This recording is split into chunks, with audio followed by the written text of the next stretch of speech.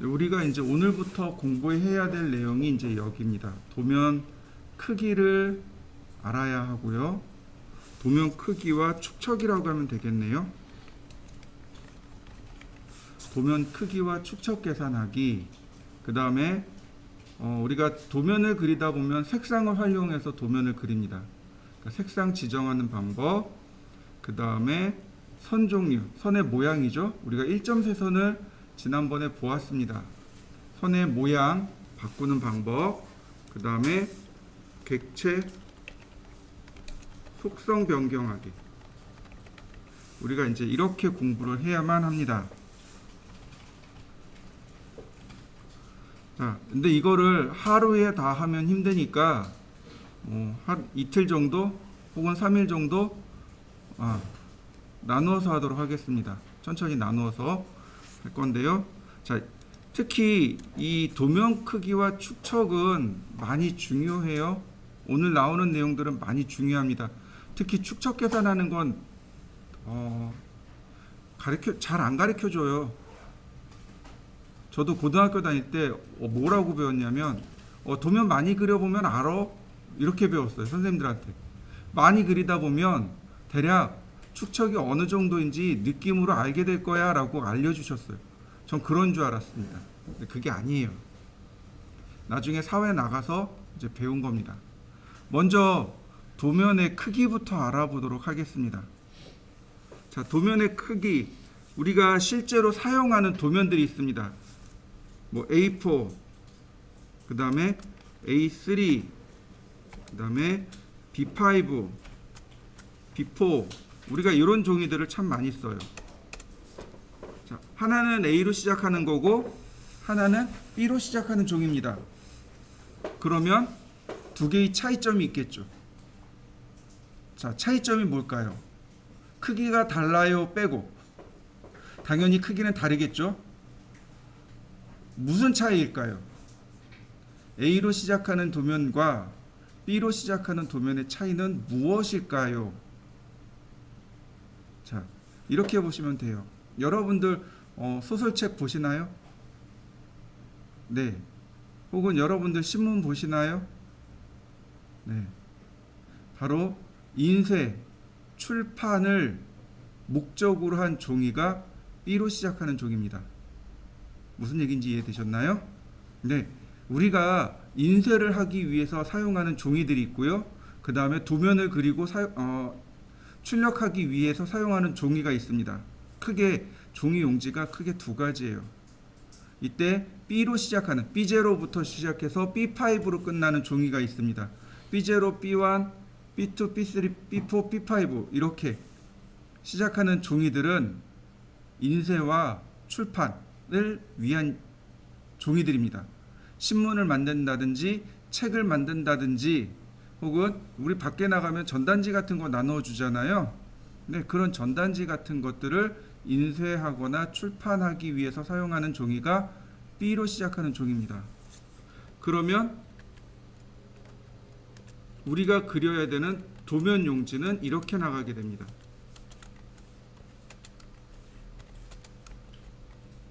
여기까지 써요. 5개입니다. 외우셔야 돼요. 얼마 안 되잖아요. 그죠? B0가 제일 크고요. A4가 제일 작습니다. 물론 A5도 있습니다. 그런데 우리가 도면으로서는 안 쳐요. 도면으로 쓰기가 어렵다라고 보시면 좋겠습니다. 자, 사이즈를 적어드리도록 하겠습니다. A0는 1189mm 곱하기 841mm가 됩니다.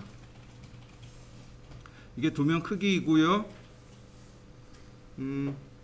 자, 이렇게 보시면 됩니다. 도면은 이렇게 가로로 놓습니다. 이렇게 세로로 놓지 않아요. 이해되시나요? 도면은 이렇게 가로를 원칙으로 합니다. 세로로 쓰지 않습니다. 이해되시죠? 네, 다시요. 도면은 항상 이렇게 가로로 씁니다. 가로, 세로. 그러니까 가로가 앞으로 오고 세로가 뒤로 가는 겁니다. 네. 근데 유일하게 예외가 있습니다. 세로로 도면을 쓸 수 있는 유일한 예외 규정, 그게 A4입니다. A4는 도면을 세로로 그릴 수 있습니다. 무슨 얘기인지 이해되셨나요? 네. 보통 도면을 그리면 도면이잖아요. 자, 여기다 철을 하고 도면을 이렇게 접어놔요. 이해되시나요? 제본을 여기다 한다고요. 그래서 이렇게 책에다 이렇게 꽂아 놓습니다. 절반 접어가지고 이렇게 올려놓지 못하거든요. 그런데 A4는 어떤가요? A4는 가로 제본이나 세로 제본이 다 가능하죠. 그래서 A4는 가로 세로를 다 쓸 수 있습니다. 그러나 나머지는 다 가로를 원칙으로 하는데 사람이 융통성이 조금 있어야 됩니다. 예를 들어서 여러분들이 63빌딩 아니 롯데타워를 설계한다라고 가정을 해보죠. 자, 그러면 어떤가요? 이렇게 가로로 놓고 롯데타워를 설계하는 게 좋은가요? 아니면 이렇게 놓고 롯데타워를 설계하는 게 좋은가요? 당연히 이럴 땐 세로가 편해요. 네, 이럴 때를 예외로 하는 겁니다. 이게 이제 융통성이 되는 거죠. 세로로 표현하기에 좋은 것들이 있어요. 건물 같은 거. 그럴 때는 어쩔 수 없이 세로로 설계를 합니다. 네, 그러나 원칙은 가로를 원칙으로 합니다. 자, 그 다음 또 하나. 종이가 이렇게 있죠? 이거를 딱 절반을 접습니다. 그러면 그게 하나 아래 사이즈가 돼요. 이해되셨나요? 자, 만약에 얘가 지금 현재 얘가 A3죠. A3인데 이렇게 딱 절반을 접었어요. 그러면 얘가 A4입니다. 이해되시죠? 그러면 이 가로가 어떻게 돼요? 2분의 1이 됐죠. 세로는 더 길어졌죠. 그래서 이렇게 갑니다. 어떻게 하냐면 이 뒤에 있는 이 숫자, 이 세로가 앞에 가로로 내려갑니다. 이 뒤에 있는 세로 숫자가 앞에 가로로 내려가요. 그리고 1189라고 돼 있죠? 얘는 절반 접어야 되죠? 그러니까 나누기 2분의 1 합니다. 이렇게요. 그러면 A2는 어떻게 돼요? 594에 얘를 절반을 나눠야 되겠죠? 절반 나눠서 이렇게 내려가야 됩니다. 420. 그 다음에 얘는 420에 297, 얘는 297에 210. 도면의 크기입니다. 5개니까 외우실 수 있어요. 이거 외우셔야 됩니다. 많이 쓰는 것들이니까 반드시 외우셔야 됩니다. 자, A3 얼마예요? 420에 297이요. A2 얼마예요? 594에 420이요. 이렇게 그냥 나와야 돼요. 구구단 외우듯이 그렇게 나와야 합니다. 자, 처음에는 못 외워요. 외우기 어렵습니다. 그러니까 어떻게 해요? 지금처럼 제가 알려준 대로 하나만 외우세요. 1189 곱하기 841. 그 다음에 841 앞으로 가고 1189를 나누기 2하고 594 앞으로 보내고 841을 나누기 2하고 420을 앞으로 내보내고 594를 나누기 2하고 297을 앞으로 내보내고 420을 나누기 2하면 됩니다. 이해되셨죠? 자, 이렇게 외우세요.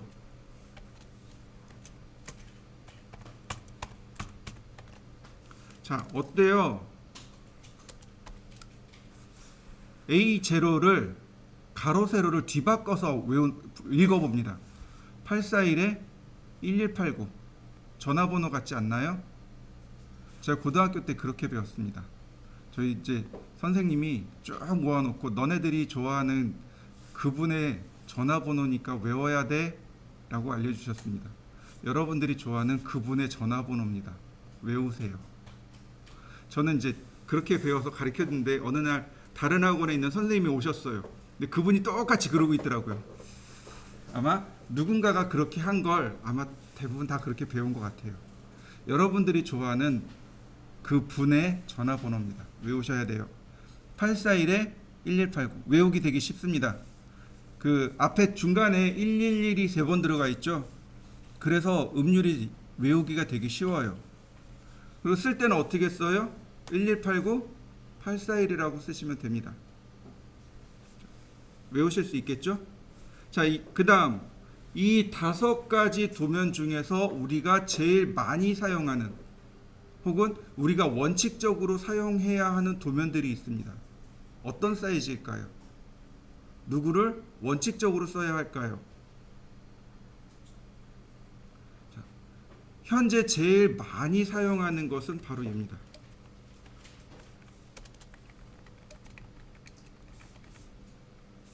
그런데 납품용입니다. 납품용은 A2를 납품합니다.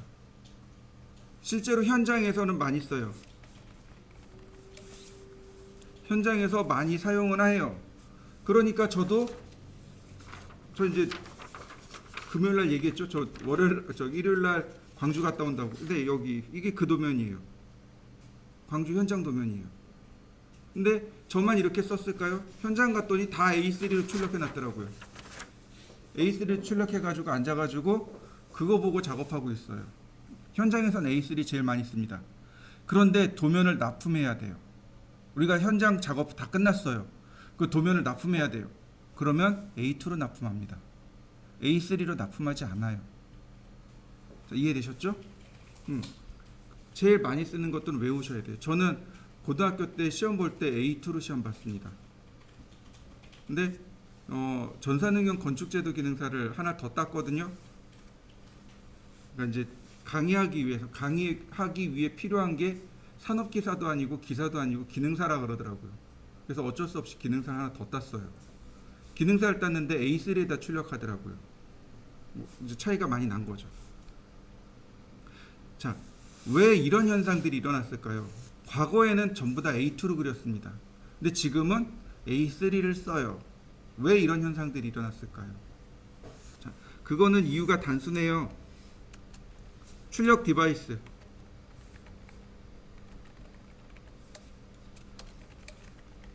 출력 디바이스의 변화입니다. 그러니까 디바이스란 얘기는 장치죠. 그리고 출력 장치에 대한 변화입니다. 근데 제가 처음 사회생활 했을 때는 A4 프린터도 비쌌어요. 근데 우리가 도면을 출력하기 위해서 A0, A1, A2까지 나오는 프린터가 있었습니다. 그걸 뭐라고 부르냐면 플로터라고 합니다.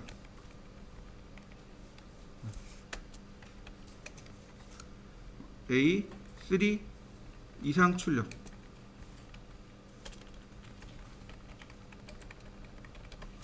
를 플로터라고 불렀습니다.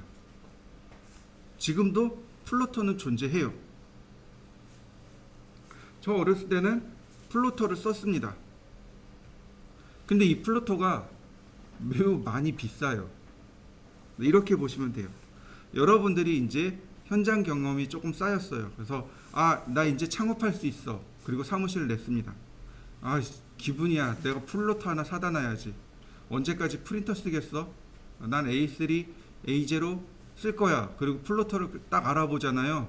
그럼 여기에 소나타 하나 놀고 있는 거랑 똑같아요. 소나타 새 거 있죠. 공장 가서 소나타 하나 주세요. 그러면 여기 소나타 하나 놀고 있는 거랑 똑같아요. 엄청 비싸요. 그래서 가격을 낮췄습니다. 한 10년 된 중고 하나 사야 되겠다. 아반떼 중고가 놀고 있는 거예요. 10년 된 아반떼 중고 놀고 있는 거예요. 엄청 비싸요, 플로터가. 여러분들 길거리 다니다 보면 실사출력기라는 거 혹시 들어보셨을 거예요. 들어보셨나요? 현수막 프린트하는 거 플로터라고 해요. 걔네들은 억대로 갑니다. 굉장히 비싸요. 그러다 보니까 이제 플로터를 쓰기에 부담스러운 거죠. 근데 동시에 뭐가 일어났냐면 기술이 막 발전해요. 과학이 발전합니다.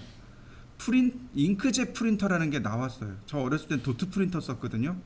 혹시 아시나요? 까만색 그 먹지가 있어요. 거기에 이제 땅땅땅 때려가지고 그 쓰는 프린터가 있었어요. 그래서 저 어렸을 때는 도트 프린터 썼는데 그 도트 프린터 A4짜리도 그 당시에 30만 원이에요. 지금으로 말하면 한 80만 원 정도 했었을 거예요. 근데 A2, A3 잉크젯 프린터가 나오기 시작하는데 금액이 뚝뚝 떨어지더라고요. 90년대 후반 초중반에 A3가 되는 프린터가 20만 원에서 30만 원 정도 했었어요. 지금은 A3 프린터가 얼마나 할까요? 한 10만 원, 15만 원 정도 할걸요? 자, 그러면 A3 되는 프린터를 갖다 놓을까요? 아니면 복사기를 프린터로 쓰는 게 더 유리할까요? 복사기는 임대해서 쓰죠, 보통. 한 달에 10만 원 정도?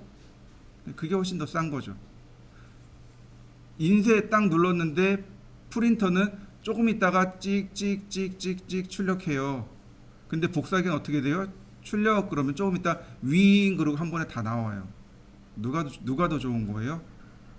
복사기가 훨씬 더 좋아요. 깔끔한 것도 복사기가 훨씬 더 그렇죠. 복사기가 훨씬 더 깔끔하죠. 그러다 보니까 대부분 다 복사기를 써요. 복사기가 A3까지 되거든요. 그래서 A3 많이 써요. 프린터도 A3가 깔끔하게 그리고 싸고 깔끔하게 잘 나와요. 그래서 A3 쓰는 겁니다. 심지어 요즘은 A3 레이저도 나와 있죠. 뭘 쓰겠어요? 굳이 플로터를 써야 될 이유가 사라진 거죠. 자, 외우셔야 됩니다. 자, 또 하나.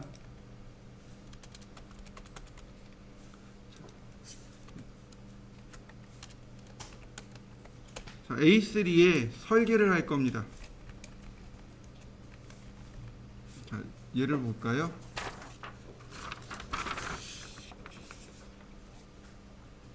사이즈가 다 안 나왔네. 자, 여러분 제 친구가 여러분들한테 야, 너 인테리어 하지? 나 사장 매장 낼 건데 우리 매장에 인테리어 좀 해줘.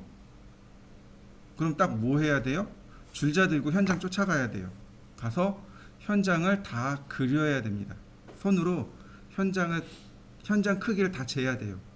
기둥과 기둥 사이의 간격은 얼마이고 높이는 얼마이고 문과 문 사이즈는 얼마이고 이런 거 다 재야 됩니다. 창문의 위치는 얼마나 떨어져 있고 높이는 얼마이고 뭐 이런 거 다 재야 돼요. 이걸 현장 실측이라고 합니다. 현장 실측을 해서 가서 딱 봤더니 가로의 길이가 1000mm이고 세로의 길이가 8000입니다. 그러면 얼마만큼 작게 그려야 할까요? 혹은 얼마만큼 크게 그려야 할까요? 이걸 계산하는 게 축척이라고 합니다. 이걸 축척이라고 해요. 정확하게 이야기하면 척도라고 합니다. 척도란 얘기는 종이의 크기는 한정되어 있습니다. 그죠? 종이가 늘어났다 줄어들었다 할 수가 없잖아요. 그러니까 일정한 비례로 실물을 일정한 비례로 줄이거나 늘려 도면을 그리는 것. 이걸 척도라고 합니다. 확대해서 그릴 수도 있어요. 혹은 거꾸로 축소해서 그릴 수도 있습니다. 이해되시죠? 예를 들어서 여러분들이 휴대폰 부품을 설계를 할 거예요. 휴대폰 부품이 거의 손톱만 하죠? 이거 1대1로 그린다고 생각해 보시죠. 이거 아무도 못 알아봐요. 그러니까 휴대폰 부품이나 안경 부품 같은 것들은 크게 확대해서 그립니다. 이걸 뭐라고 부르느냐? 배척이라고 부릅니다. 실물을 크게 확대해서 그리기. 이걸 배척이라고 해요. 현척이라는 말도 있습니다. 실물과 도면의 크기가 똑같습니다. 이걸 현척이라고 해요. 그 다음에 축척이라고 하는 건 실물을 작게 그리는 것. 실물이 너무 큰 거예요. 그 도면에 못 들어가요. 그래서 그러니까 실물을 도면에 넣기 위해서 도면에다가 작게 그리는 것. 이게 축척입니다. 자, 이렇게 씁니다. 종이 대 실물 이렇게 표현합니다. 척도는 종이 대 맞나? 네, 종이 대 실물 이렇게 표현해요. 예를 들어서 4대 1, 1대 1, 1대 4 이런 식으로 이렇게 읽습니다. 종이의 1mm가 종이의 4 여기 미리네요. 실물의 1mm입니다. 어떻게 된 거예요? 확대된 거죠. 실물의 1mm가 종이에서는 4mm로 표현된 거예요. 확대된 겁니다. 얘가 배척이에요. 1대1이라는 얘기는 종이도 1이고 실물도 1이고 얘는 현척이에요. 1대 4입니다. 종이의 1mm가 실물의 4mm입니다. 축소해서 그린 거죠. 실제는 크기가 4mm인데 도면상에서 표현된 건 1mm밖에 표현이 안 된 거예요. 더 작아진 거죠. 배척, 현척, 축척 이렇게 됩니다. 그러면 얘는 A3에 그릴 때 충분히 크잖아요. 그죠? 1000mm니까 A3는 420밖에 안 돼요. 그러니까 크게 못 그려요. 작게 그려야 되겠죠. 축척으로 그려야 됩니다. 그러면 얼마만한 비례로 작게 그려야 할까요? 이게 축척 계산이 됩니다. 자, 얼마만큼 작게 그려야 할까요? 이거 축척 계산하는 방식이 몇 가지 있어요. 그 중에 제가 가장 스마트한 방법을 알려드리도록 하겠습니다. 조금 무식한 방법이 있고 조금 스마트한 방법이 있고, 자 이렇게 하시면 돼요.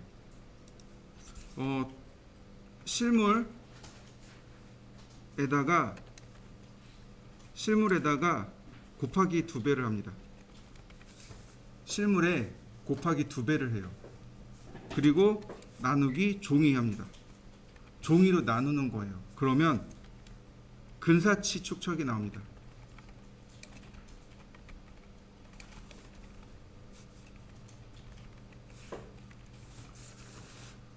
이게 이제 가장 스마트한 방법이에요. 그러니까 계산기 띄워놓고 이렇게 누르면 돼요. 실물 곱하기 2배 나누기 종이. 그럼 됩니다. 자, 여기서 드는 질문. 왜 2배일까요? 3배 하면 안 되나요? 돼요. 3배 해도 돼요. 그럼 1.5배 해도 되나요? 네, 돼요.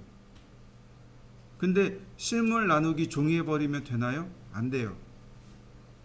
이런 경우는 안 됩니다.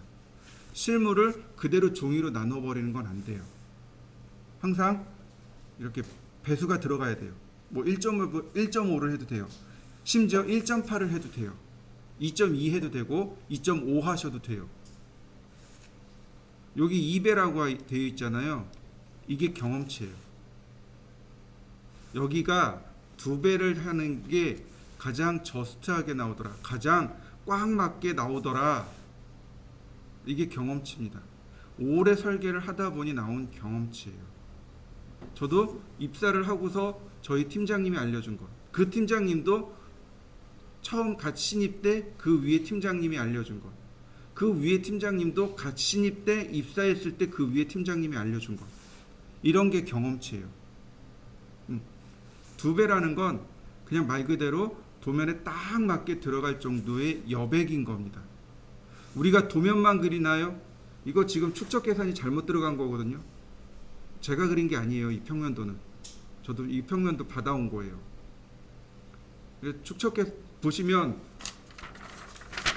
도면만 있는 게 아니죠. 위에 치수라든지 타이틀이 들어가죠. 제목이 들어가죠. 이렇게 여백이 필요해요. 여기 보시면 표제란 있죠. 이거 표제란 있죠. 이런 표제란도 들어가야 돼요. 그러니까 도면에는 일종의 약간의 여백이 필요합니다. 그 여백이 바로 2배란 얘기예요. 가장 저스트하게 들어간 게 바로 이 여백인 겁니다. 자, 그럼 해보겠습니다. 가로는 가로끼리, 세로는 세로끼리. 자, 만 미리 곱하기 2 나누기 420. 8000 곱하기 2 나누기 297. 자, 4층 연산 아시죠? 참고로 이렇게 해보죠.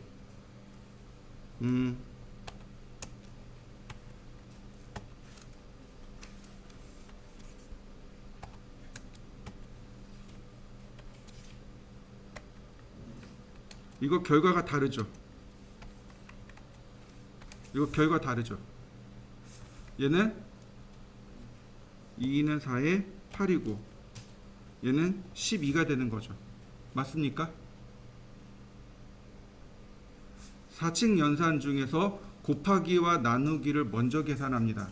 다만 이렇게 곱하기 나누기가 있으면 순서대로 가는 거예요.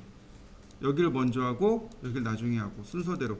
그런데 곱하기 나누기가 먼저고 더하기가 나중입니다. 이해되시죠? 그러니까 얘를 먼저 계산하고 얘를 더한 거예요.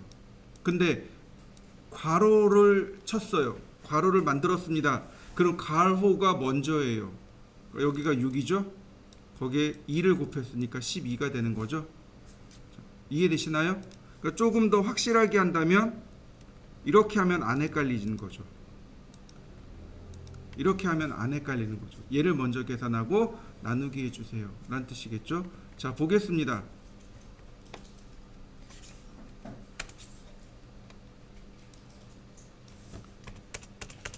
만이죠? 곱하기 2 나누기 420 47.6이 나왔습니다.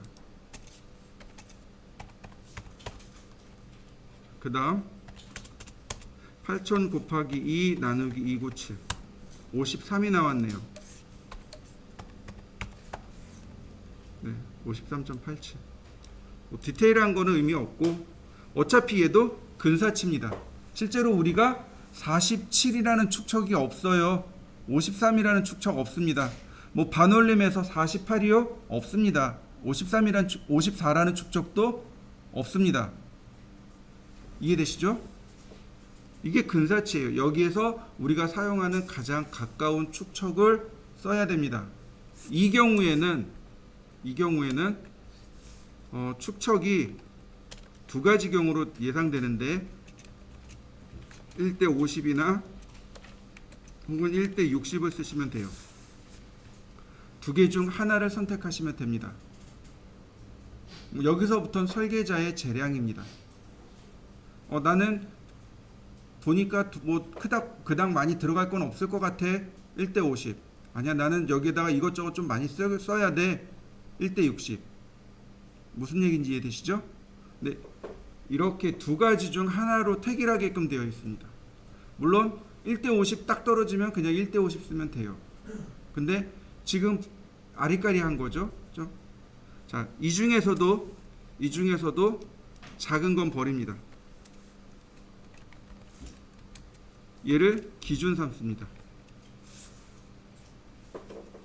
왜냐하면 작은 것을 기준으로 삼으면 큰 쪽이 도면 밖으로 나가버립니다. 여백이 없어요. 큰 쪽이. 그래서 큰 걸 기준으로 삼는 겁니다. 그래야 작은 쪽은 온전하게 도면 안으로 들어오겠죠. 그러니까 도면 안쪽으로 사용하기 위해서 작은 것은 큰 수치를 1대 53을 기준으로 하는 겁니다. 1대 53이라고 나와 있죠, 지금. 1대 53 또는 1대 54를 기준으로 합니다. 이걸 기준으로 해서 우리가 사용하는 축척을 대입합니다. 1대 50, 1대 60. 이 두 가지가 현재 우리가 사용하는 척도입니다. 그럼 어떤 거 쓸까요? 1대 50 쓸까요? 아니면 1대 60 쓸까요? 이제 여기서부터는 설계자의 재량이고 도저히 모르겠어요. 그러면 이제 여러분들 사수한테 가는 겁니다. 뭐 대리님이 될 수도 있고 과장님이 될 수도 있고 혹은 주임이 될 수도 있겠죠. 뭐 예를 들어서 팀장님, 제가 축적 계산했는데 1대 50하고 1대 60 두 가지가 나왔네요. 아니, 또는 축적 계산을 했는데 1대 54가 나왔습니다. 이거 1대 50으로 할까요? 1대 60으로 할까요? 그럼 팀장님이 뭐라고 얘기할까요? 1대 50해. 또는 1대 60해. 이렇게 얘기합니다. 근데 이렇게, 그러니까 팀장님한테 선택할 수 있는 걸 던져주시는 게 좋아요. 그러니까 예를 들어서 이런 거죠. 여러분들이 입사를 했어요. 물론 이 중에 이제 직장 생활하다 오신 분도 있고 이제 하려는 분도 계세요. 이렇게 보시면 돼요. 똑같이 축적 계산했는데 잘 모르겠어요. 그러면 이제 가서 이제 그러는 거죠. 팀장님, 이거 축적 계산을 잘 모르겠는데요. 라고 하는 분하고, 팀장님, 이거 계산해 보니 1대 54가 나왔습니다. 50으로 할까요? 60으로 할까요? 어느 게 팀장님이 답변하기가 더 좋은가요? 두 번째 얘기한 게 답변하기가 훨씬 더 좋죠. 팀장님이 바빠요. 팀장이 되면 일이 많습니다. 근데 그 일을 딱 내려놓고 신입사원한테 가서 축척은 이렇게 계산하는 거야, 이렇게 써. 그리고 또 자기 일 들어오면 이제 자기 일이 백지가 되는 거죠. 그러니까 자기 일을 하면서 간단하게 짧아야 돼요. 그거 1대 60 써. 그리고 이렇게 들어가야 되는 거죠. 자기 일을. 일은 리듬이 있잖아요. 그러니까 리듬이 깨지면 안 되거든요. 그래서 일 잘하는 사람들은 선택지를 들고 갑니다. 내가 해봤더니 이거와 이거 두 가지가 나왔는데 어떤 걸 해야 될까요? 라고 선택지를 들고 가세요. 그럼 돼요. 이해되셨나요? 우리는 1대 50, 1대 60 두 개 다 좋습니다. 자, 1대 50으로 계산하거나 1대 60으로 계산하거나. 이게 이제 축적 계산하는 방법입니다. 이해되셨나요? 네. 그럼 한번 해보시죠. 제가 여기다가 적어보죠. 자, A2에다가 설계를 할 거고요.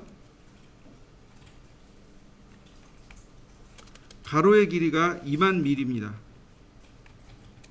세로의 길이가 15,000mm예요.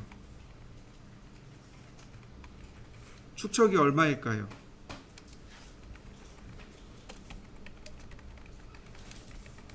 계산해 보시죠. 자, 계산해 봅시다. 곱하기 2 하는 거니까 금방 쉽잖아요. 4만 나누기 594. 그 다음에 3만 나누기 420. 자, 계산하면 자, 이렇게 나오네요.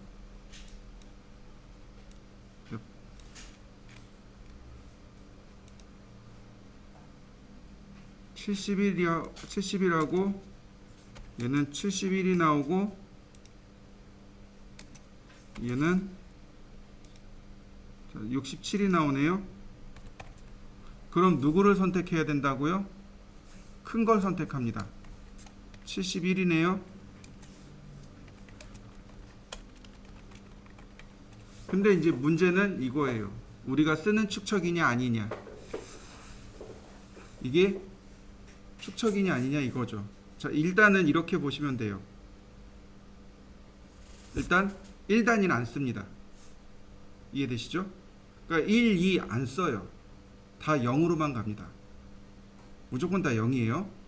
그러니까 70이 되거나 80이 되거나 둘 중에 하나겠죠. 그 다음 두 번째 조건. 아니, 볼까요? 1의 단위는 사용하지 않습니다. 두 번째, 암산이 쉬운 숫자만 씁니다.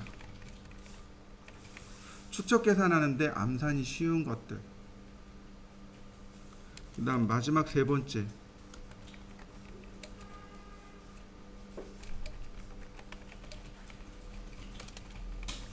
이렇게 됩니다.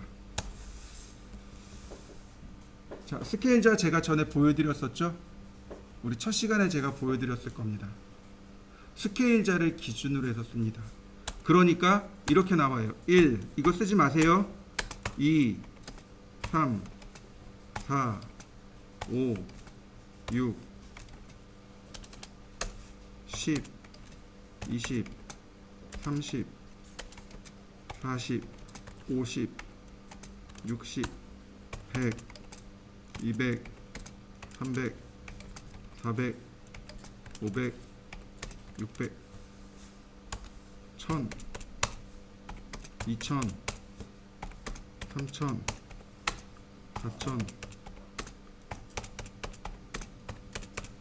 자, 이해되셨나요? 공통점이 있죠? 1부터 6까지만. 7은요 안 써요.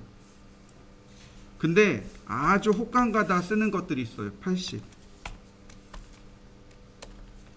그 다음에 90. 80, 90은 원칙적으로 안 써요. 그런데 하다 보니까 어쩔 수가 없는 거죠. 지금 같은 경우 1대 70이에요. 원래는 어디로 가야 돼요? 1대 100으로 가야 돼요. 근데 1대 100으로 가기에는 어떻게 돼요? 그 현장이 너무 작게 나오는 거죠. 그러니까 이럴 때 이제 여러분들 팀장님한테 가는 거예요. 팀장님 1대 70인 계산해 보니까 1대 70인데요. 이거 80 써도 될까요? 아니면 100으로 쓸까요? 라고 물어보는 거죠. 그러면 80 써? 이렇게 되는 거죠. 이럴 때 이제 1대 80이나 1대 90도 씁니다. 8은 어때요? 4의 배수죠. 그 다음 9는 어때요? 3의 배수죠. 쓰기 쉬워요. 암산하기 쉽습니다. 그러니까 씁니다. 예를 들어서 이런 것들이요. 25 같은 거. 잘 안 쓰지만 25는 쓸 수 있어요. 5의 배수잖아요. 그러니까 여기도 쓰는 것들이 있어요. 120 같은 거. 1대 120, 1대 150 같은 거 씁니다. 1대 250. 그러니까 쉽게 얘기해서 암산하기 쉬운 것들만 쓴다는 얘기예요. 그럼 여기도 마찬가지겠죠. 1대 800, 1대 900도 쓰는 거죠. 그러니까 보통 우리는 요 안에서 해결이 들어가는 거죠. 그러니까 저는 여기 1대 300까지 써봤어요. 1대 300도면인가? 그게 200도면인가? 300도면인가? 그런데 여기까지는 해봤어요. 예전에 그 스포츠 센터를 설계했었는데 이쪽 끝에서 저쪽 끝에까지가 120m였습니다. 그러니까 수영장 있고 사우나 있고 헬스클럽 있고 그 다음에 쇼핑센터 있고 엄청 크죠. 그러니까 A3로 출력하는데 1대 200인가 1대 300이 나오더라고요. 도면 많이 컸어요 그때. 근데 그런 경우는 이제 A0로 설계해야 되는데 그냥 A3로 무식하게 다 설계를 해버린 거죠. 뭐 캐드니까 상관없겠죠. 어쨌든 그러니까 이런 경우는 축척이 어떻게 돼요? 이럴 때는 1대 80 혹은 1대 90, 1대 100을 다 쓸 수 있는 거죠. 여기서부터는 뭐라고요? 설계자의 재량이 됩니다. 설계자가 난 이거 쓰고 싶어 라고 했을 때 이제 재량이 되는 거죠.